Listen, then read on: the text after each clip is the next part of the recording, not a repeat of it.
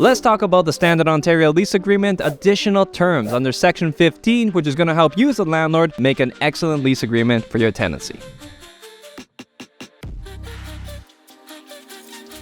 What's going on, everybody? My name is Andrew, and today we're going to go over the building and management policy that we have designed to attach to a Standard Ontario Lease Agreement under the Additional Terms section of Section 15. The Standard Ontario Lease Agreement doesn't really cover a hell of a lot. It doesn't cover everything that you as a landlord need to protect your interests and to make sure that you have a smooth rental operation in your tenancy. Beef your agreement up and include policies in there that represent your interests. So I'm going to share with you a few of the things that we have under ours that we think are common sense and that you should have in every lease agreement you make. This is our building and management policy, and I'm going to go over this really quickly because honestly this is like 30 pages long. Let's start off with the top where we talk about the move-in policy. Now, as you know, when a tenancy starts, it starts at the first of the month, generally speaking, but does that mean that a tenant can take possession of their unit at 12:01 a.m.? Technically speaking, that would be correct according to the contract if you don't make any provisions as to what time your tenant can move in. So we have in here a provision that says that the tenant may only obtain keys no earlier than 1 p.m. on the first day of the new tenancy. You want to make sure to include valid photo ID of all occupants, so it's not just the leaseholders but other occupants that are going to be staying in the property as well. We also go further in our building policy to define certain things like what a state of cleanliness is. For example, if you have a tenant moving into your property and you tell them that the place is going to be clean, what does clean mean? So we define it here in accordance to the Residential Tenancies Act. State of reasonable cleanliness refers to broom swept floor, wipe down ledges, wipe down windows and countertops, and no noticeable debris, garbage or belongings, unless considered common furniture left behind by the previous tenants. There are building rules, like for example, we have it here said that you can only move in household furniture and personal effects between the hours of 7 a.m. and 9 p.m. only. That's just what we have in there as building rules. When it comes to tenant and common situations, we have things like tenants are equally responsible for maintaining a tidy exterior of the property and maintaining a clean household by cleaning up after themselves on a daily basis. We have here another section that has provisions for entry. You may need to enter the property for different situations. Now we have it in here that they will allow us to take pictures. It's technically not enforceable, and I need to be clear about that because there are some things that we have in here that are simply the tenant and the landlord putting pen to paper. So we agreed to something. If the tenant gives you a maintenance request, we have it in our building policy that counts as request for entry and we can enter to do maintenance. Now, how much detail are we really going to go into this? We're on section 20 here where we start talking about deposits. We like to clarify when people need to have their deposits in and what a deposit is, what it's for, and even when you get it back. I'm not going to go over some of the rent payments, but I'm going to go over a couple of important things here like tenant insurance. The tenant agrees to purchase sufficient and suitable insurance coverage for the tenant's own personal property as well as public liability insurance. The tenant's insurance must also cover any cost of accommodations required due to displacement from the unit. Now we put this in here that if anything happens in the unit that they have to have insurance that covers this. Visitors. This is something that not a lot of people put in here, but we define casual guests and we define what visitors are and we define frequent guests